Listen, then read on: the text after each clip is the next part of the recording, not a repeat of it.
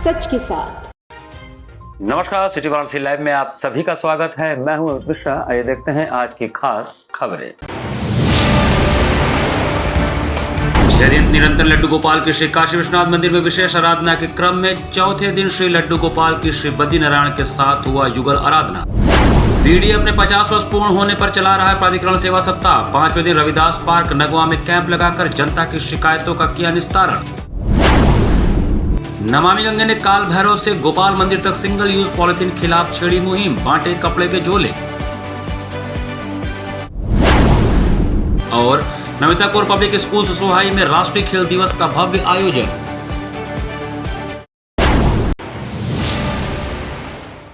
और अब समाचार विस्तार से।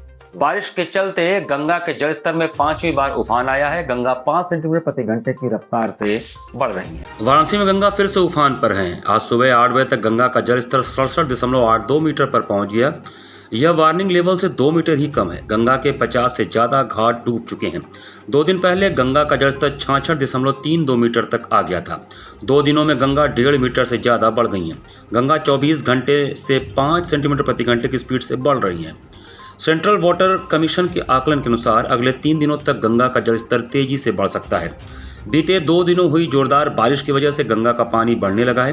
5 से 7 सीढ़ियां डूब चुकी हैं। 80 घाट की आरती 20 फीट पीछे खिसक गई है। गंगा किनारे लगी छतरियों और चौकियों को हटा लिया गया है। पिछले दिनों गंगा के गाद से भरे कई मंदिर फिर से बाढ़ में डूब गए हैं। दशाश्वमेध थाना क्षेत्र के विश्वनाथ गली कोतवालपुरा में एक मकान के भीतरी हिस्से के धाराशायी होने तथा मच्छर हट्टा में एक पुराने मकान का बारजा गिरने से 2 लोग गंभीर रूप से घायल हो गए। इन दिनों शहर में हो रहे बारिश की वजह से पुराने मकानों के गिरने का क्रम फिर से शुरू हो गया है। गुरुवार को नगर के 2 थाना क्षेत्रों में मकान गिरने की वजह से 2 लोग घायल हो गए। दशाश्वमेध थाना क्षेत्र के विश्वनाथ गली कोतवालपुरा के बीच स्थित अन्नपूर्णा मंदिर का भवन D11/21 अंदर से धराशायी हो गया। यह भोर की घटना है। इस घटना में किसी के हताहत होने की खबर नहीं है। करीब 2 वर्ष पूर्व ट्रस्ट ने इसे क्रय किया है।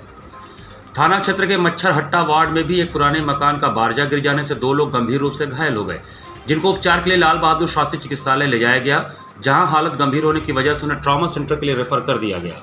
सराफा कारोबारियों के साथ हो रहे आपराधिक घटनाओं के चलते सुरक्षा के दृष्टिगत सराफा व्यापार मंडल का एक प्रतिनिधिमंडल पुलिस कमिश्नर से मिला। जनपद में सराफा कारोबारियों से आए दिन हो रही ठगी, लूट, हत्या के प्रयास को लेकर वाराणसी के सराफा व्यापारी आतंकित हैं। ऐसे में व्यापारियों की सुरक्षा को लेकर सराफा व्यापार मंडल का एक प्रतिनिधिमंडल गुरुवार को पुलिस कमिश्नर मोहित अग्रवाल से मिला। सराफा कारोबारियों ने सुरक्षा को लेकर पुलिस कमिश्नर को 5 सूत्रीय मांगों का ज्ञापन सौंपा। सराफा व्यापार मंडल के अध्यक्ष किशन सेठ ने बताया कि लूट और हत्या की घटनाओं से व्यापारी भयभीत हैं। भय का माहौल व्याप्त है। पूरे उत्तर प्रदेश में ऐसे में व्यापार कैसे करें?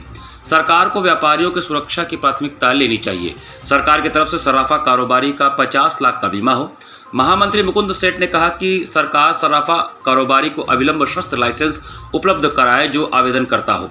संरक्षक कमल कुमार सिंह ने कहा कि सभी थानों पर मासिक बैठक हो जिसमें कारोबारी अपनी समस्याओं को अवगत करा सकें।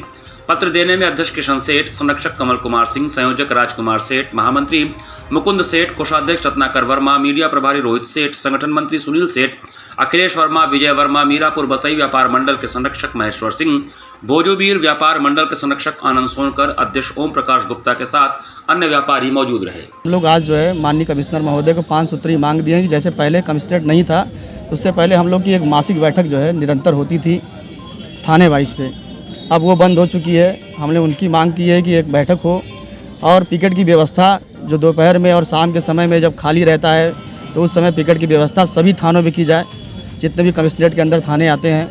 और व्यापारियों के शस्त्र लाइसेंस, जिनके भी पेंडिंग लाइसेंस हैं और जो भी आवेदन करता है सराफा कारोबारी, उनको लाइसेंस देने की क्या जो है कृपा करें। वाराणसी विकास प्राधिकरण के 50 वर्ष पूर्ण होने के उपलक्ष्य में स्वर्ण जयंती के अवसर पर प्राधिकरण सेवा सप्ताह के 5वें दिन रविदास पार्क पर समस्या निवारण शिविर लगाया गया।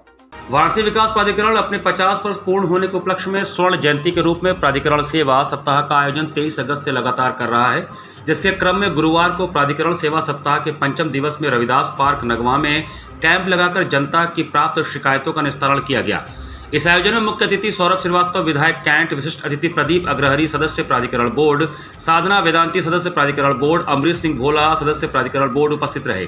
कार्यक्रम के प्रारंभ में अतिथियों का स्वागत उपाध्यक्ष पुलकित गर्ग द्वारा पुष्पगुच्छ देकर किया गया, जिसके उपरांत जोनल अधिकारी प्रमोद तिवारी द्वारा सर्वप्रथम मंच से उपस्थित जनता को कैंप के बारे में जानकारी दी गई। उपाध्यक्ष द्वारा मंच से उपस्थित जनता से अपील की गई कि किसी प्रकार की समस्या, चाहे वह संपत्ति अनुभाग, नियोजन अनुभाग, भवन अनुभाग से संबंधित हो, तो सभी का निस्तारण कैंप के माध्यम से आपके द्वार पर किया जाएगा। तथा बताया गया कि वाराणसी की पहचान बनाए रखने के साथ सुनियोजित विकास जैसे चौड़ी सड़कें, आवास की व्यवस्था करना तथा शहर का सुंदरीकरण करना ही वीडीए का प्राथमिक लक्ष्य है।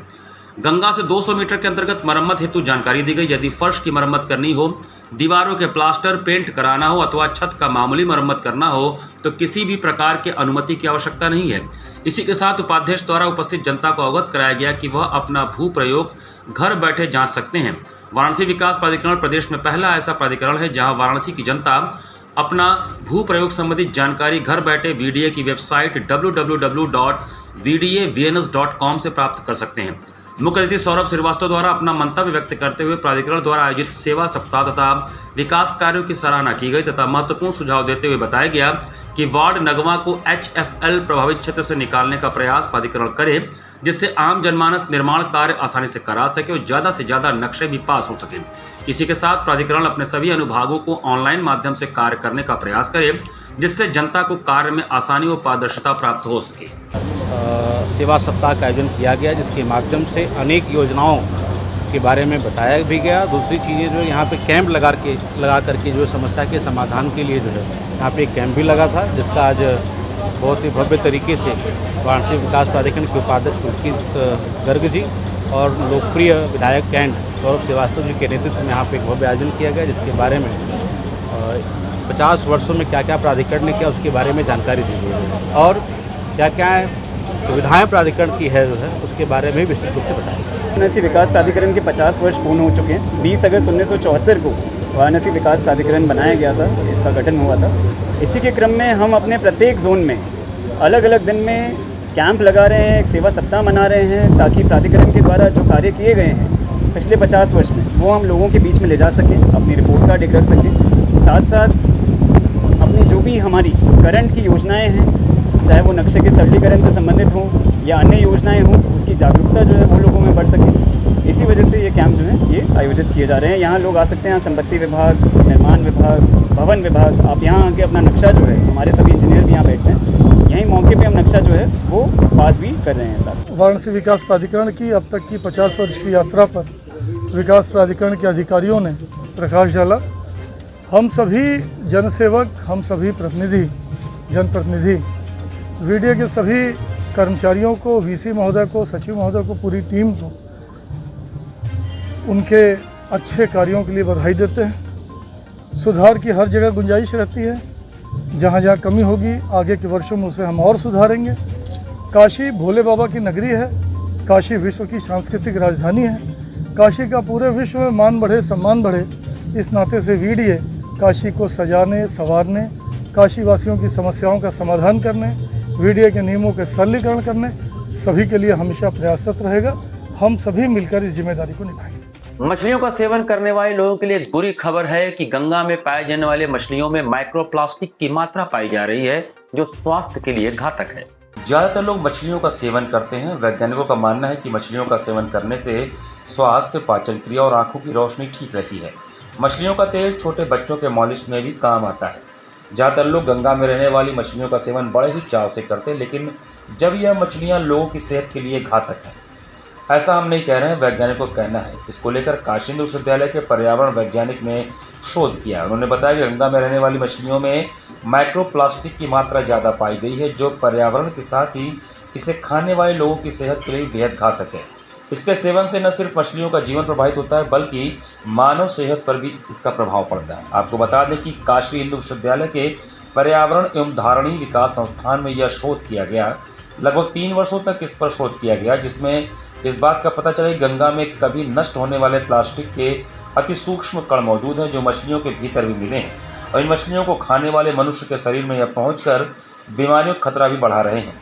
कानपुर से लेकर वाराणसी तक में शोध किया गया, जिसमें वाराणसी में सबसे ज़्यादा माइक्रोप्लास्टिक पाया गया।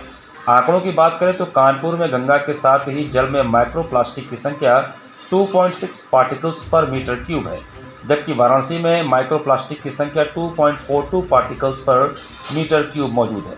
इस बारे में इस विषय पर शोध कर रहे बीएचयू के असिस्टेंट प्रोफेसर डॉक्टर कृपाराम ने बताया कि माइक्रो प्लास्टिक की 5000 माइक्रोमीटर तक छोटे आकार के कण होते हैं, इसमें प्रवेश कर जाता है जो गंगा और मछलियों पाए गए हैं। बनारस से कानपुर तक गंगा जल में शोध हुआ है। शोध में कानपुर और प्रयागराज से कहीं ज़्यादा माइक्रोप्लास्टिक गंगा जल में मिला है। उन्होंने बताया कानपुर की तुलना में बनारस में गंगा जल में माइक्रोप्लास्टिक की मात्रा दोगुनी से भी ज़्यादा है। यहाँ पर प्लास्टिक मिलना बेहद हैरान करने वाला था, क्योंकि यहाँ पर कोई बड़ी इंडस्ट्री या कल कारखाना नहीं है, लेकिन यह हकीकत है गंगा में माइक्रोप्लास्टिक सीवेज में मिलकर जा रहा है, जिससे गंगा की सेहत के साथ उसमें पलने वाली मछलियों की सेहत पर भी बुरा असर पड़ रहा है, जो आम जनमानस के लिए भी बेहद घातक है।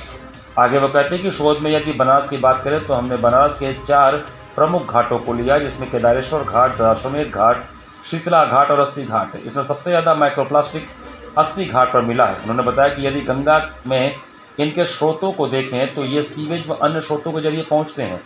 सीवरेज के साथ लंबे समय तक कूड़े में धूप में प्लास्टिक पड़े होने से वह टूटकर हवा के जरिए भी गंगा में मिलते हैं, क्योंकि वह नष्ट नहीं होते, इसलिए यह गंगा में मौजूद रहते हैं। यह बेहद छोटे होते हैं और खाने के साथ मछलियाँ इनका सेवन करती हैं, जिस वजह से यह उनके शरीर में माइक्रोप्लास्टिक ज़्यादा है।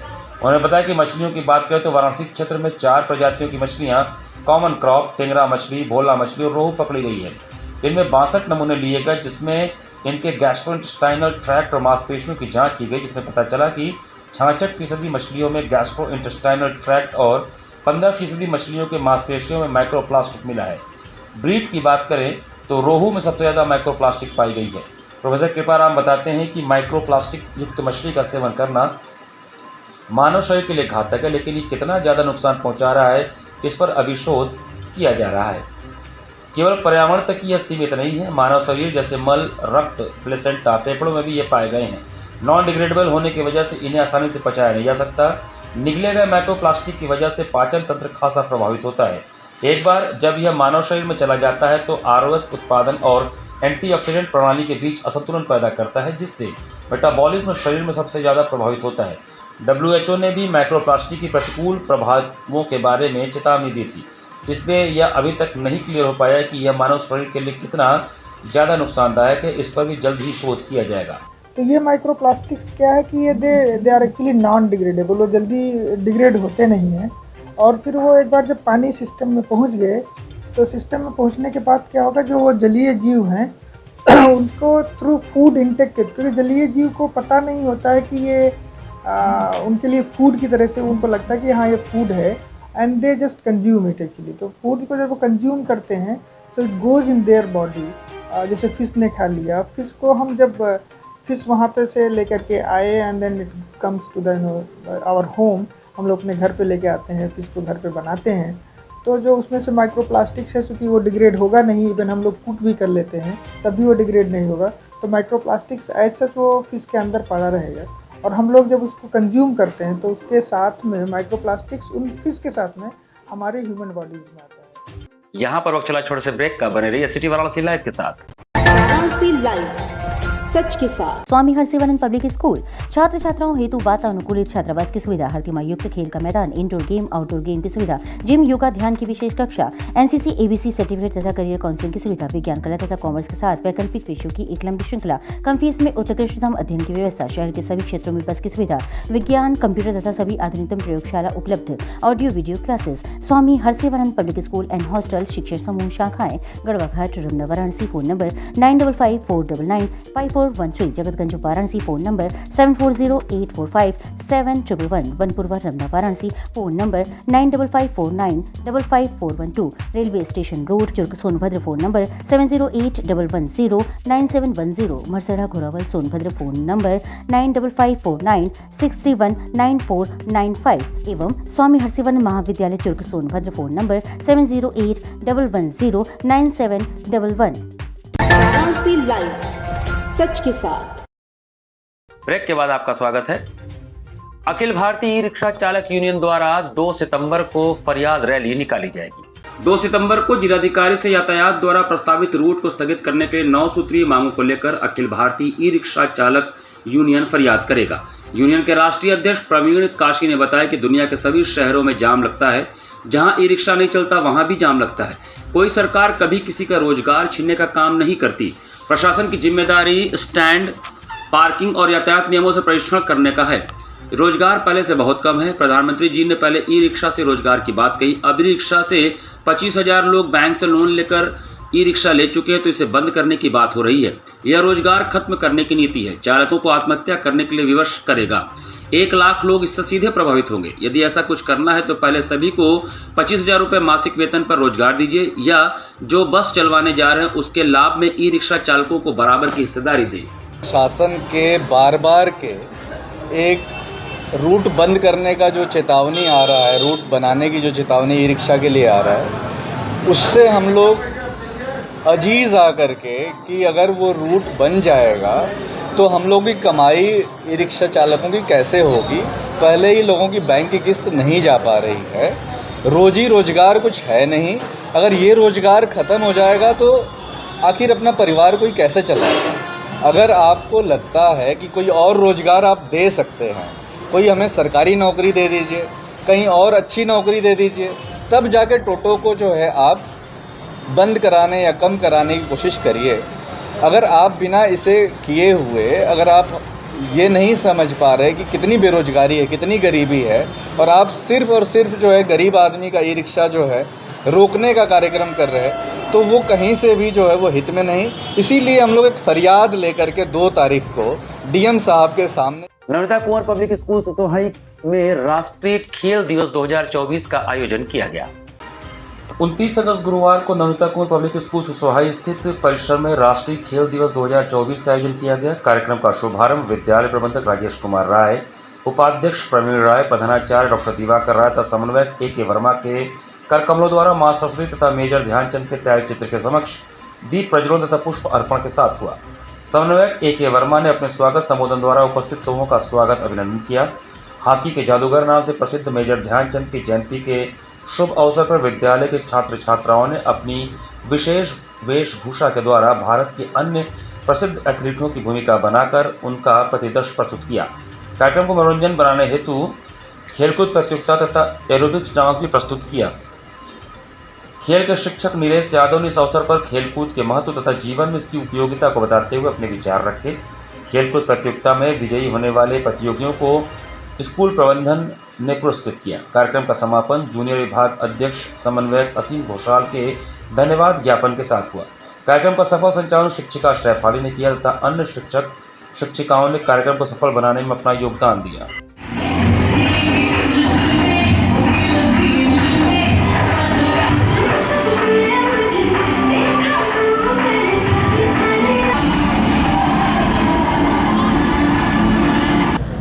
मेजर ध्यानचंद जी के जन्मदिन पर खेल का आयोजन किया गया, जिसमें बच्चों ने हॉकी, क्रिकेट, वॉलीबॉल, विभिन्न प्रकार के आउटडोर इंडोर गेम का आयोजन किया और साथ में हमारे गेम के टीचर प्रधानाचार्य जी ये सभी लोगों को संबोधित किया और समझाया कि गेम क्या होता है और शारीरिक व्यवस्था को ठीक ठाक रखने के लिए व्यायाम और खेल ये दोनों ज़रूरी है, जिससे कि हमारे बुद्धि का भी विकास होता है और शरीर हमारा स्वस्थ रहेगा तो स्वास्थ्य भी सही रहेगा।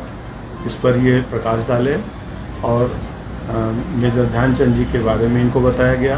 मेजर ध्यानचंद जी जब 1928 में ओलंपिक में विजय प्राप्त किए और स्वर्ण पदक प्राप्त किए थे, इसके बारे में भी उनको बताया गया।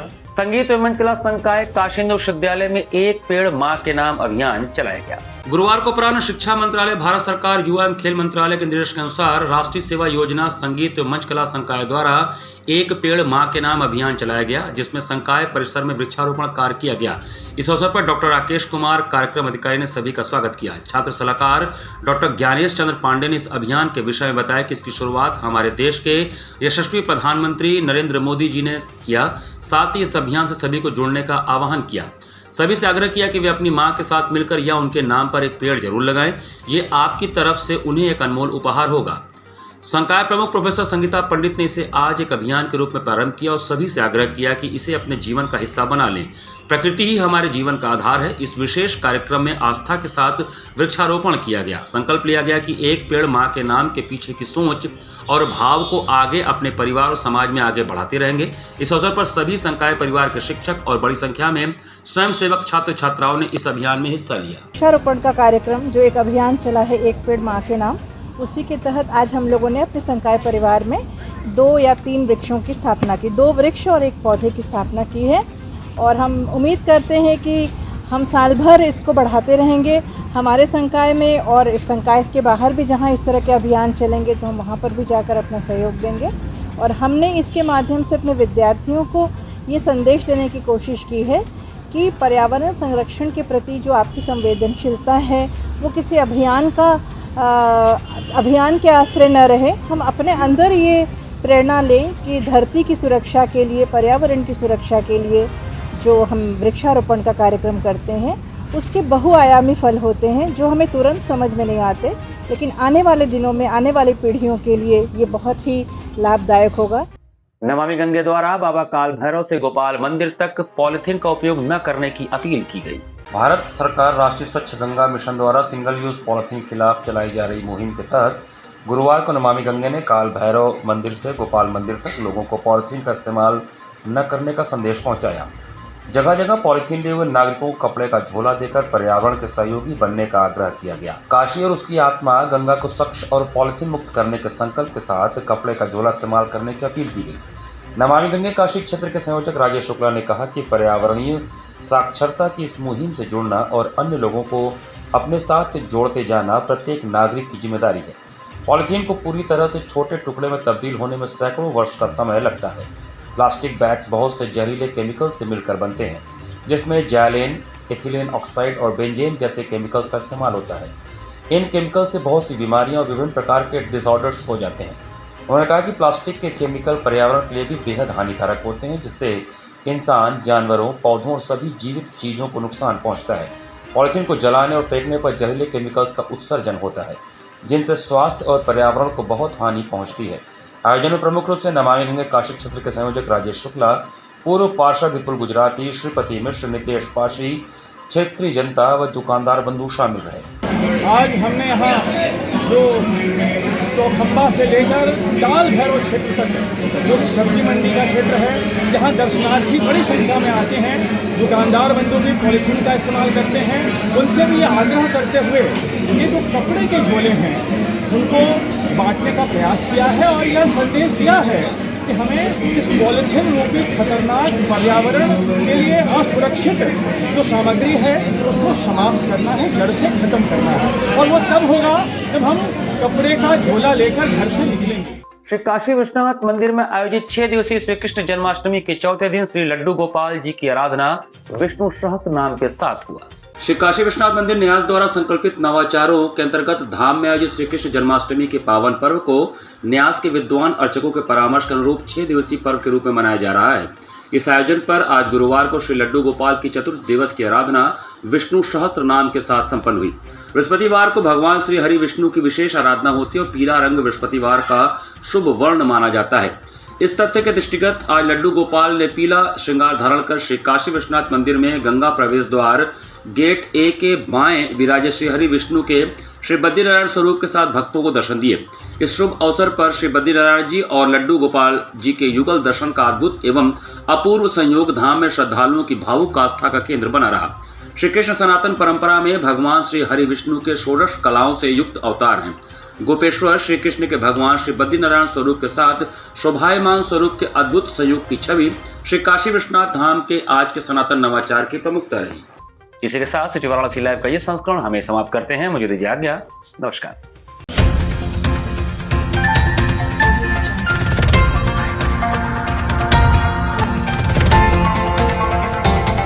वाराणसी लाइव, सच के साथ।